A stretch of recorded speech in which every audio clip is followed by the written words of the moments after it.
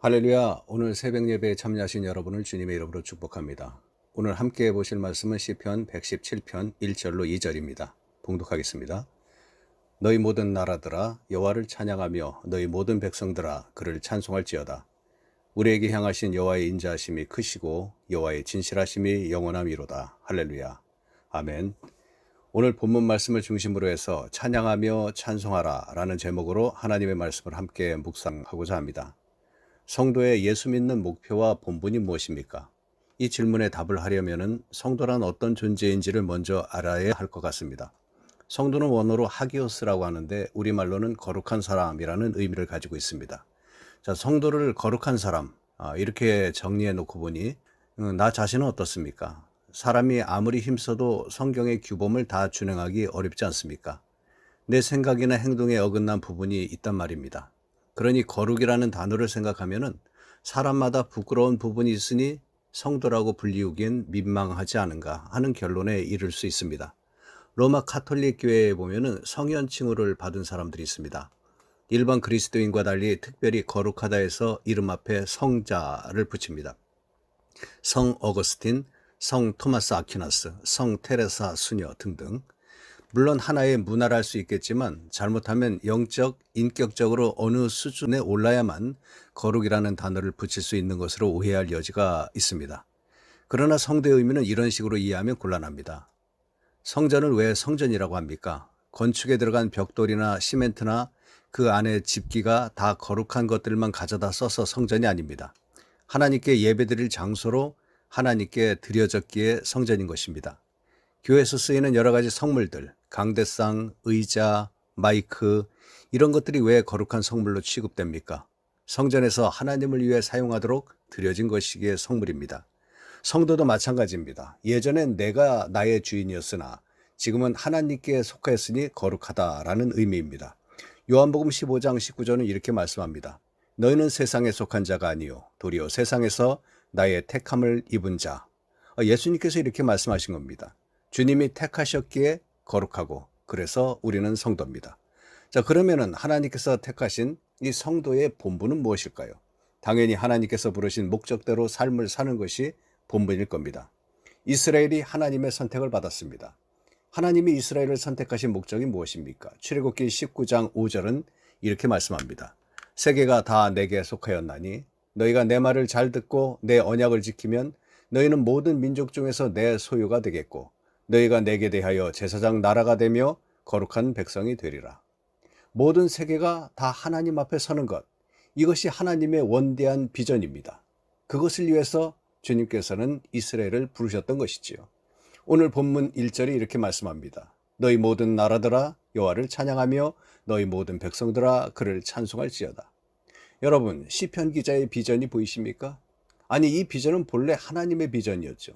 이스라엘이 잃어버렸던 하나님의 비전이 오늘 이 짧은 찬송에서 살아나고 있는 것입니다. 이스라엘아 여호와를 찬양하라. 모든 민족 중에서 너희만이 하나님의 택한 자요 하나님의 은총을 입은 자라고 고백하는 것이 아니라 너희 모든 나라들아 여호와를 찬양하며 너희 모든 백성들아 그를 찬송할지어다.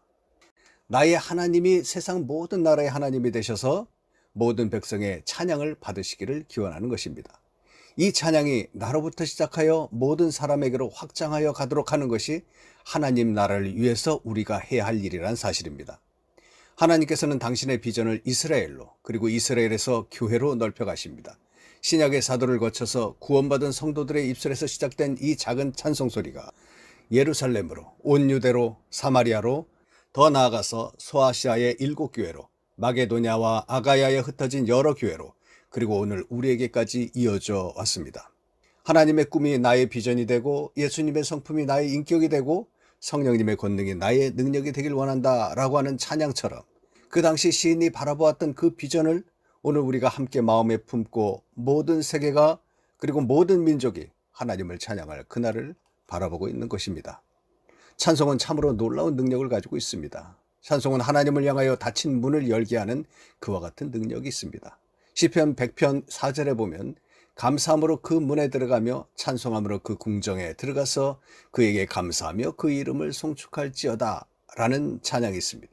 감사와 찬송이 하나님을 향한 문을 여는 열쇠며 하나님을 향한 길을 가도록 능력을 주시는 권능이라고 말씀하고 있는 것입니다.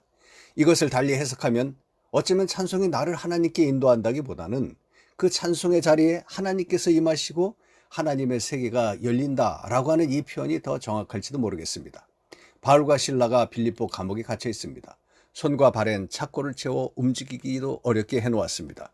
이런 상황에서 바울과 실라는 소리를 높여서 하나님을 찬송합니다. 그러자 무슨 일이 발생합니까? 착고가 풀리고 모든 옥문이 다 열렸다라고 기록해 놓고 있습니다. 도대체 무슨 일이 일어난 것일까요? 하나님의 세계는 완전한 자유의 공간입니다. 완전한 평강이 펼쳐지는 은총의 자리이죠. 평강의 하나님, 완전한 평안의 하나님이 그 찬송을 받기 위해 자리에 임하시니 하나님의 공간이 열리며 모든 속박과 억압이 하나님 앞에서 물러가게 되었던 것입니다. 자, 그렇게 보니 찬양은 하나님을 향한 듯 보이지만 결국은 백성을 위한 하나님의 배려가 아닐까 합니다. 우리가 아무리 찬송을 부른들 나의 찬송이 완전하신 그분을 더 기쁘게 할 수 없습니다. 왜냐하면 그분은 영원히 기쁨으로 충만해 계시기 때문입니다. 그분은 언제나 100% 기쁨 가운데 계시며 100% 평강을 누리시고 그리고 또한 언제나 100% 영광 가운데 계시는 분이시기 때문입니다. 우리는 불완전한 인간으로 창조되었습니다. 아무리 잘나 보여도 불완전한 인간일 뿐입니다. 그러나 이 불완전함이 하나님과 연결되는 순간 우리는 비로소 이 부족한 부분이 사라지고 온전한 모습으로 바로 서게 됩니다. 바로 그 통로, 하나님을 향해 나아가 그분 앞에 서게 되는 비결이 찬송이요 기도인 것입니다. 이 놀라운 찬송의 주제로 부름받는 사람들이 누구입니까? 오늘 1절을 보면 단순히 이스라엘 백성에 국한되지 않습니다. 그는 외칩니다. 너희 나라들아 여호와를 찬양하라. 너희 백성들아 여호와를 찬송할지어다. 우리는 하나님 앞에 서야 비로소 하나님의 비전을 깨달을 수 있게 됩니다. 여러분, 선교가 무엇인지 아십니까? 선교는 교회가 없는 곳에 교회를 세우는 일입니다. 예배가 없는 사람들의 마음에 하나님을 향한 예배를 회복시키는 일입니다. 그리고 찬송이 없는 이들의 입술에 찬송을 담는 일입니다. 우리는 다 이 일을 위해서 부름을 받은 사람들입니다. 아직 찬송이 없는 주변의 이웃을 보십시오. 그들의 마음속에 예배가 회복되도록 해야 하는 일, 그것이 바로 우리의 일이요 하나님의 비전입니다. 이것을 위해서 먼저 주의 말씀을 듣고 기도와 찬양으로 하나님 앞에 서십시오. 오늘 시편 기자처럼 나를 부르신 그분의 뜻을 구하십시오. 그리고 시편 기자와 같이 나를 부르신 그분의 목적을 여러분의 비전으로 삼으십시오. 우리는 우리 공동체 순복음 부천교회에서 훈련하는 찬양이 다시 전 세계 2만 4천여 종족들, 그중 아직 복음이 들어가지 못한 1만여 종족에게까지 퍼져서 그들의 입술에서도 하나님을 향한 찬송이 흘러나오게 해야만 합니다. 코로나 시대라 해도 그 시대에 맞는 복음의 방식이 있습니다. 우리는 그 방식을 찾아내야 합니다. 아니, 반드시 찾아낼 것입니다. 그리고 여전히 그 일을 이루어갈 것입니다.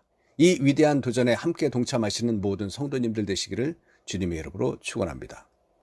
기도하겠습니다. 하나님, 오늘 하루도 주님의 인도하심을 구합니다. 하나님께서 우리의 발걸음을 주장하여 주시며 앞서가시며 우리의 길을 넓혀 주시옵시고, 주여 저희가 하나님의 뜻을 받들어 이 하루도 진정 복된 하루요, 다른 이들에게도 주님의 사랑과 주님의 은총을 전파하는 그러한 하루가 될 수 있도록 주님 역사하여 주시옵소서. 예수님의 이름으로 기도하옵나이다. 아멘. 이 시간에도 우리 같이 기도하도록 하겠습니다. 먼저 오늘 하루 하나님의 인도하심을 따라 그리스도의 향기를 풍기며 사는 하루 되게 해달라고 기도하시기 바랍니다. 그리고 우리 교회 여름 상경 학교 및 청년부 수련회가 준비 과정부터 은혜 안에서 진행되도록 기도해 주시길 바랍니다. 세 번째로는 선교사님들을 위해서 기도해 주시기 바랍니다. 코로나로 인해서 사역에 많은 제약이 있을 겁니다. 어려운 가운데서도 부르신 하나님의 소명을 온전히 이룰 수 있도록 기도해 주십시오. 이 시간 다 같이 기도하겠습니다.